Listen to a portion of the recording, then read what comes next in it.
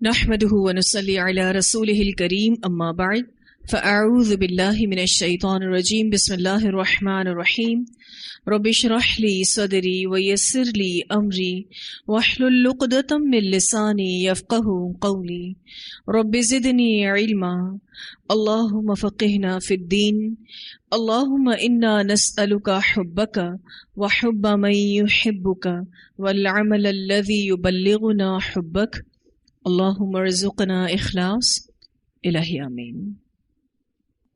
Lesson number 213 سورہ لقمان، آیت number 16 سے لے کر 19 تک۔ اللہ سبحانہ تعالیٰ فرماتے ہیں کہ لقمان نے اپنے بیٹے کو نصیحت کی، یا بنیا، اے میرے پیارے بیٹے، انہا، بے شک وہ، ان تکو، اگر ہو، یعنی کوئی عمل، مثقال حبتن، ایک دانے کے برابر، من خردلن، رائی میں سے۔ خردلن کا جو لفظ ہے یہ ربائی ہے، خا را دال لام اس کا روٹ ورڈ ہے۔ اس کا معنی ہوتا ہے کسی چیز کی حقیر مقدار۔ فتکن، پھر وہ ہو، فی صخرتن، کسی چٹان میں۔ صخرہ کہتے ہیں بڑے سائز کا پتھر یا چھوٹا پہاڑ۔ پھر وہ کسی چٹان میں ہو، او فی السماوات، یا آسمانوں میں ہو، او فی الارض، یا زمین میں، یاتی، لے آئے گا، بہا اللہ، اس کو اللہ تعالی۔ بے شک اگر کوئی چیز بہت چھوٹی سی ہے، رائی کے دانے کے برابر ہے، کسی چٹان میں ہو، آسمانوں میں ہو یا زمین میں ہو، تو اللہ اس کو کل قیامت کے دن ظاہر کر دے گا۔ کوئی چھوٹا سا عمل، خواہ وہ خیر پر مبنی ہو یا شر پر مبنی ہو، اچھا ہو برا ہو، کسی بھی جگہ پر بھی ہو، کوئی چھپی جگہ، کوئی چھپا کونا، اللہ تعالیٰ اس کو کل قیامت کے دن ظاہر کر دیں گے اور پھر حساب بھی لیں گے اور اس کے مطابق جزا اور سزا بھی دیں گے۔ اللہ تعالیٰ سے کوئی چیز چھپی ہوئی نہیں۔ ان اللہ، بے شک اللہ تعالیٰ، لطیف خبیر، باریک بین ہے، باخبر ہے۔ اب اس آیت سے لقمان کی بات پھر سے آ گئی۔ بیچ میں والدین کی جو بات آئی تھی وہ اللہ سبحانہ تعالیٰ نے کی تھی۔ دوبارہ سے حکیم لقمان کی باتیں آ رہی ہیں۔ یہ نصیحتیں بے حد مفید ہیں، اس وجہ سے اللہ سبحانہ تعالیٰ نے اس کو قرآن میں بیان کیا ہے۔ اولاد کی تربیت کے لیے بہترین باتیں ہیں۔ اب یہاں پر لقمان اپنے بیٹے کو یہ سکھا رہے ہیں کہ تم کوئی بھی برائی میرے ڈر سے نہیں چھوڑنا۔ ضروری ہے کہ اللہ سے ڈرا جائے اور اللہ سے ڈر کے ہر غلط کام کو چھوڑا جائے۔ جو بھی کام چھپ کر کیے گئے ہیں وہ کل اللہ سبحانہ تعالیٰ سامنے لے آئیں گے۔ اور ایسی بہت ساری چیزیں انسانوں نے بنا لی ہیں جس سے چھپی ہوئی چیز یا اندھیرے میں پڑی ہوئی چیز دیکھی جا سکتی ہے۔ ایسی بہت ساری مشینری، مثلاً الٹرا ساؤنڈ مشین ہے، اسی طرح سے ایکس رے کی مشین ہے، ایسی دوربین بنائی گئی ہیں جس میں سیٹلائٹ کی جو چھپی ہوئی اندھیرے میں جو چیزیں اس کو بھی دیکھا جا سکتا ہے۔ تو اللہ تعالیٰ کے لیے کیا مشکل ہے کہ وہ سب کے اعمال کو اکٹھا کرے، خواہ وہ ظاہری ہوں خواہ وہ چھپے ہوئے ہوں۔ سورہ انبیاء کی آیت نمبر 47 میں آتا ہے، وَنَضَعُ الْمَوَازِينَ الْقِسْطَ لِيَوْمِ الْقِيَامَةِ فَلَا تُظْلَمُ نَفْسٌ شَيْئًا وَإِنْ كَانَ مِثْقَالَ حَبَّةٍ مِّنْ خَرْدَلٍ أَتَيْنَا بِهَا وَكَفَى بِنَا حَاسِبِينَ۔ اور ہم قیامت کے دن ایسے ترازو رکھیں گے جو عین انصاف ہوں گے، پھر کسی شخص پر بھی کچھ ظلم نہ کیا جائے گا، اور اگر رائی کے دانے کے برابر بھی عمل ہوگا ہم اسے لے آئیں گے اور ہم حساب لینے کے لیے کافی ہیں۔ اسی طرح سورہ زلزال آیت نمبر 7 اور 8 میں آتا ہے فَمَن يَعْمَلْ مِثْقَالَ ذَرَّةٍ خَيْرًا يَرَهُ وَمَن يَعْمَلْ مِثْقَالَ ذَرَّةٍ شَرًّا يَرَهُ. تو جو شخص ایک ذرہ برابر نیکی کرے گا اسے دیکھ لے گا، یعنی کل قیامت کے دن اپنے پاس پالے گا، اور جو شخص ایک ذرہ برابر بھی برائی کرے گا تو اسے بھی دیکھ لے گا. اور اس آیت کا اختتام ان اللہ لطیف خبیر، بے شک اللہ تعالی باریک بین ہے، باخبر ہے. بہت ہی اہم صفات کے ساتھ اس آیت کا اختتام کیا جا رہا ہے کہ اللہ باریک بین ہے، بڑا باخبر ہے. اللہ تعالیٰ کے علم سے کوئی چیز پوشیدہ نہیں ہے، چاہے وہ کہیں پر بھی ہو یا کوئی شخص کتنا بھی چھپ کر عمل کرے. تو اس آیت میں لقمان اللہ تعالیٰ کی عظیم قدرت اور علیم ہونا بتا رہے ہیں اپنی اولاد کو کہ وہ کس قدر علم، خبر اور قدرت رکھنے والا ہے. کسی بھی انسان کے کردار میں اور عقیدے میں جب یہ یقین آ جائے کہ اللہ ہمیں دیکھ رہا ہے تو اسے نیکی کرنے کے بعد ریاکاری کا شوق نہ رہے. اسے ہر گناہ سے پہلے اللہ کا خوف محسوس ہو کہ مجھے اللہ تعالیٰ دیکھ رہے ہیں. تو غلط کام میں بھی یہی سوچ فائدہ دے گی اور نیک کام کرنے میں بھی یہی سوچ فائدہ دے گی. وہ لوگوں سے بھی بے نیاز ہو جاتا ہے، کوئی اس کے نیک عمل کو دیکھے یا نہ دیکھے، اس کو اس بات کا سکون ہوتا ہے کہ جس رب کے لیے کیا ہے اس نے دیکھ لیا ہے. اور دنیا میں کوئی غلط کام بھی چھپ کر وہ نہیں کرتا، کیوں اللہ تعالیٰ سے تو کوئی چیز چھپی ہوئی نہیں ہے. مثلا کسی نے اگر کسی کو دھوکہ دیا ہے تو کل قیامت کے دن وہ سامنے لایا جائے گا، سارے اعمال تولے جائیں گے.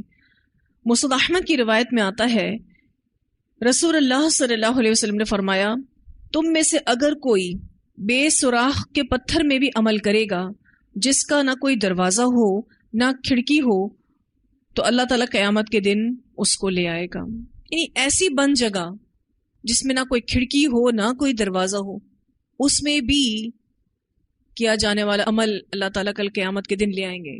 کہنے کا مطلب یہ ہے کہ انتہائی خفیہ عمل، بہت زیادہ چھپا کر کیا جانے والا عمل بھی اللہ سے چھپا ہوا نہیں ہے. اور ہمیشہ اس بات کو ہم سب کو یاد رکھنا ہے کہ جب تک انسان اپنا نگران نہ بنے تو اس کی اصلاح نہیں ہو سکتی. جب تک اپنے اوپر چیک نہیں رکھیں گے، اپنے اوپر نظر نہیں رکھیں گے، تب تک اصلاح نہیں ہوتی. پھر اپنے بیٹے سے کہتے ہیں یا بنیا، اے میرے پیارے بیٹے، اے میرے چھوٹے سے بیٹے. میں نے آپ کو اس سے پہلے بھی بتایا تھا کہ یہ اسم تصغیر ہے، پیار سے اپنے بیٹے کو بلا رہے ہیں. ہم تو اکا دکا کبھی اپنے بچوں کو پیار سے بلا لیتے ہیں تو ہم کہتے ہیں کہ بہت ہے. یہ ہر دفعہ جو بات کر رہے ہیں اپنے بچے کو پوری محبت کے ساتھ بلا رہے ہیں. کیوں؟ کیونکہ محبت دلوں کو جیت لیتی ہے. بچوں کو جب یہ احساس ہوتا ہے کہ ہمارے والدین ہمارے خیر خواہ ہیں، ہم سے محبت کرتے ہیں، ہماری عزت کرتے ہیں، کیونکہ بچوں کی بھی ایک سیلف ریسپیکٹ ہوتی ہے، تو وہ ضرور بات سنتے ہیں، وہ ان کی سخت باتوں کو بھی لے لیتے ہیں. لیکن بچوں اور والدین کے درمیان ٹرسٹ ہونا چاہیے، اعتماد ہونا چاہیے. ویسے بھی آپ دیکھیں کہ جب بچے چھوٹے ہوتے ہیں تو سوائے محبت کے اور کسی چیز کے حقدار نہیں ہوتے. ان کے ساتھ پیار سے ہی بات کرنا چاہیے. اور جب بچے جوان ہو جاتے ہیں، اگر ان کے ساتھ بہت زیادہ سختی برتی جائے تو وہ ماں باپ کی عزت اور محبت کو پیچھے چھوڑ کر ان سے متنفر ہو جاتے ہیں، ان سے کٹنے لگتے ہیں.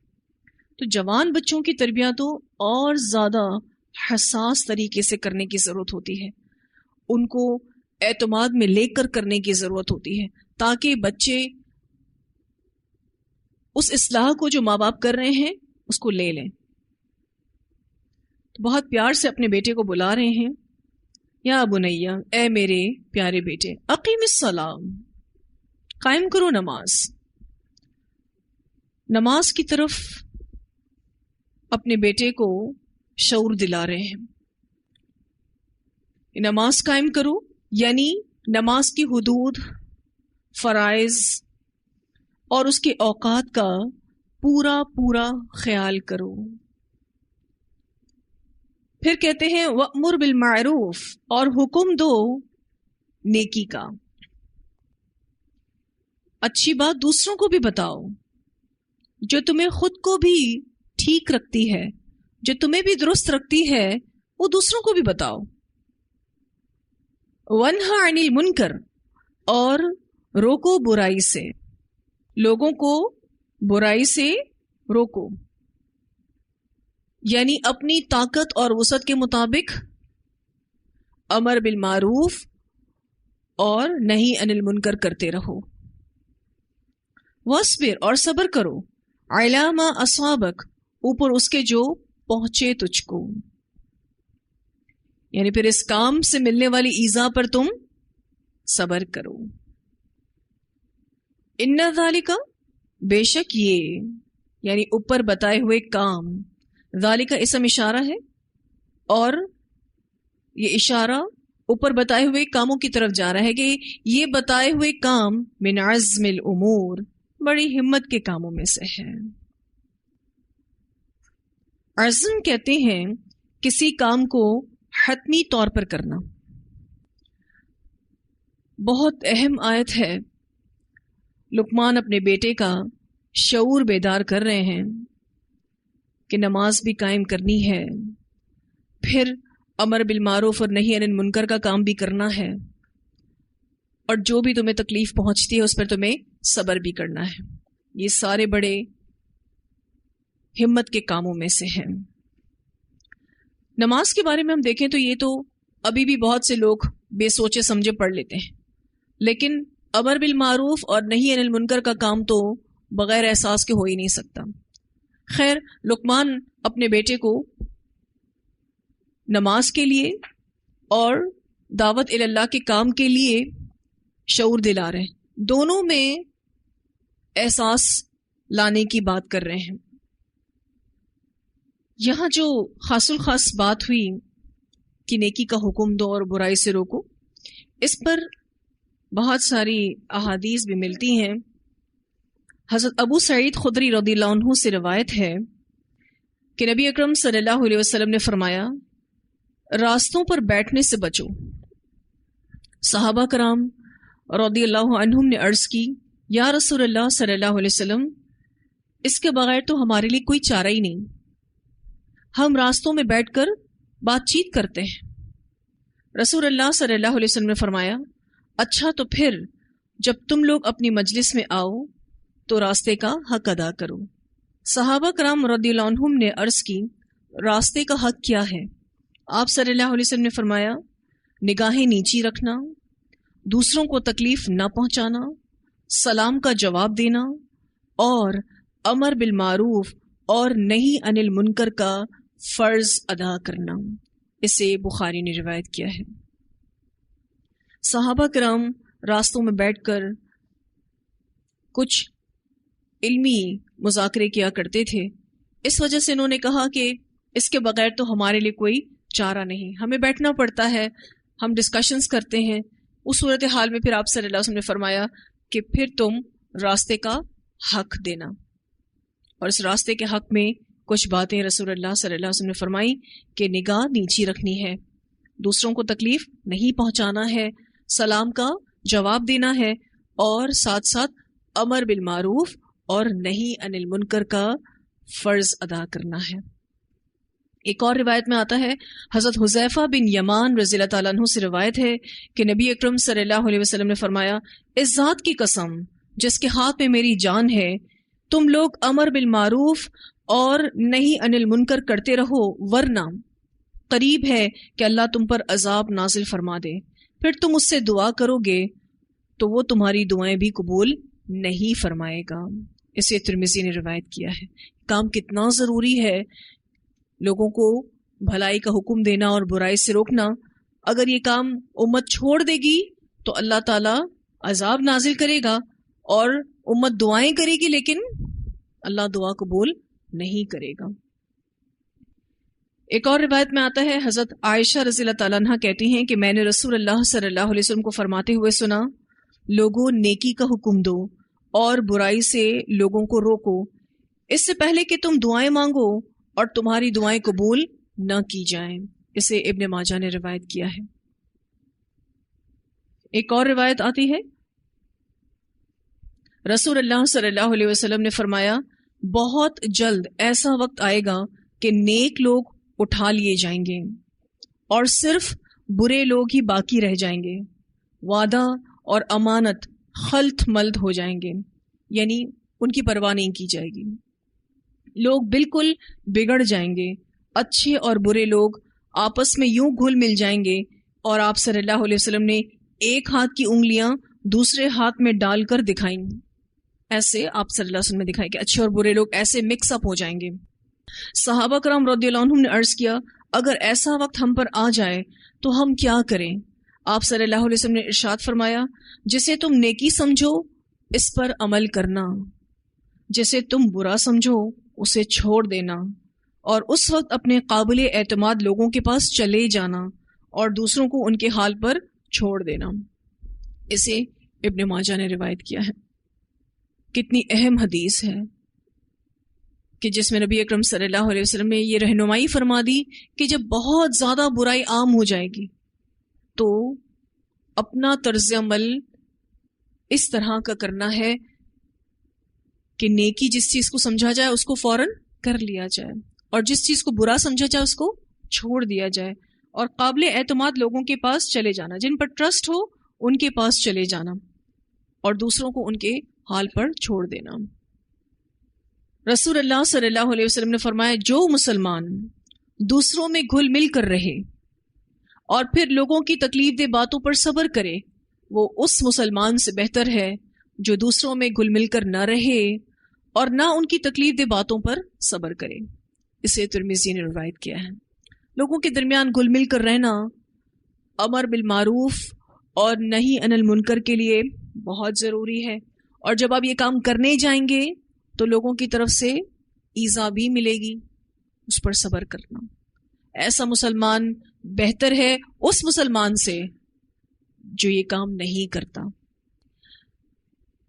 حضرت ابو سعید رضی اللہ عنہ سے روایت ہے کہ بعض انصاریوں نے نبی اکرم صلی اللہ علیہ وسلم سے کچھ مانگا، آپ صلی اللہ علیہ وسلم نے انہیں دے دیا، انہوں نے پھر مانگا، آپ صلی اللہ علیہ وسلم نے پھر دیا، پھر آپ صلی اللہ علیہ وسلم نے فرمایا، میرے پاس جو مال ہوتا ہے میں اسے تم لوگوں سے چھپا کر نہیں رکھتا، لیکن یاد رکھو جو شخص بے نیاز رہے اللہ تعالیٰ اسے بے نیاز کر دیتا ہے، اور جو سوال نہ کرے اللہ اسے سوال کرنے سے بچا لیتا ہے، اور جو صبر کی عادت بنا لے اللہ اسے صبر کی توفیق دیتا ہے، اور کسی کو دی گئی نعمتوں میں سے صبر سے زیادہ بہتر اور کثیر الفوائد کوئی دوسری نعمت نہیں۔ اسے ترمذی نے روایت کیا ہے۔ جو سب سے بہترین نعمت ہے وہ یہ کہ کسی کو صبر کرنا آ جائے، صبر کی توفیق مل جائے۔ بہت اہم حدیث ہے۔ اس حدیث میں جو سب سے پہلی بات کہی گئی کہ جو شخص بے نیاز رہے اللہ اسے بے نیاز کر دیتا ہے، جو سوال نہ کرے اللہ اس کو سوال کرنے سے بچا لیتا ہے، اور جو صبر کی عادت بنا لے یعنی صبر کرنا چاہے، اس کی نیت میں صبر کرنا ہے تو اللہ اس کو صبر کرنے کی توفیق عطا فرماتا ہے۔ اس سے یہ پتہ چلتا ہے کہ انسان کی جو کوشش ہے اللہ اس کو ضائع نہیں کرتا، جو آپ کی نیت ہوتی ہے اللہ آپ کو اس کے مطابق عمل کرنے کی توفیق عطا فرماتا ہے۔ نیکی کی نیت ہے اللہ نیکی کی توفیق دے گا۔ ایک اور روایت میں آتا ہے رسول اللہ صلی اللہ علیہ وسلم نے فرمایا، مومن مردوں اور عورتوں پر ان کی جان، اولاد اور مال میں ہمیشہ مصیبتیں آتی رہتی ہیں، ان تینوں چیزوں سے مومن آزمایا جاتا ہے، پھر وہ صبر کرتے ہیں اور اس حالت میں اللہ تعالیٰ سے ملتے ہیں کہ ان کے نامہ اعمال میں کوئی گناہ نہیں ہوتا. اسے ترمذی نے روایت کیا ہے. یعنی یہ آزمائشیں گناہوں کو دھونے کا سبب بنتی ہیں، لیکن ضروری یہ ہے کہ ان آزمائشوں میں صبر کیا جائے. اور یہی چیز لقمان اپنے بیٹے کو سکھا رہے ہیں. اقیم الصلاۃ وامر بالمعروف وانہی عن المنکر واصبر علی ما اصابک. اور صبر تو بہت ہی ضروری ہے. نماز قائم کرنے میں بھی صبر چاہیے. اپنی نیند اور اپنے نفس پر صبر کر کے ہی کوئی نماز پڑھ سکتا ہے. اور نیکی کرنے اور نیکی کی طرف دعوت دینے کے لیے بھی صبر چاہیے. برائی سے رکنے اور برائی سے روکنے کے لیے بھی صبر چاہیے.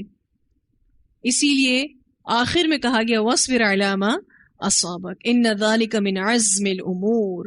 یہ تو بڑے ہمت کے کاموں میں سے ہے. جو ان کاموں کو کرتا ہے وہ واقعی ہمت والا ہے. تو جس کو کرنا ہوتا ہے وہ عزم کر لیتا ہے کہ میں نے یہ کام کر کے چھوڑنا ہے. اور ہم سب نے بھی اس سے اپنی تربیت لینی ہے، کیونکہ انہی نیک کاموں میں ہماری نجات ہے. جب آپ کسی کو نیکی کا حکم دیتے ہیں، برائی سے روکتے ہیں، تو یہ واقعی وہ کانفیڈنس ہے جو آپ کے اندر موجود ہے خود کو نیکی پر رکھنے کا اور برائی سے روکنے کا. جب تک یہ کانفیڈنس، یہ اعتماد ہمارے اندر نہیں ہوتا، ہم یہ کام نہیں کر سکتے. یہ اعتماد، یہی کانفیڈنس آپ سے امر بالمعروف اور نہی عن المنکر کا کام کرواتا ہے. ان آیات کی تلاوت سنتے ہیں. یا بنی انہا ان تک مثقال حبۃ من خردل فتکن فی صخرہ إن تك مثقال حبة من خردل فتكن في صخرة أو في السماوات أو في الأرض يأت بها الله إن الله لطيف خبير. يا بني أقم الصلاة وأمر بالمعروف وانه عن المنكر واصبر على ما أصابك إن ذلك من عزم الأمور.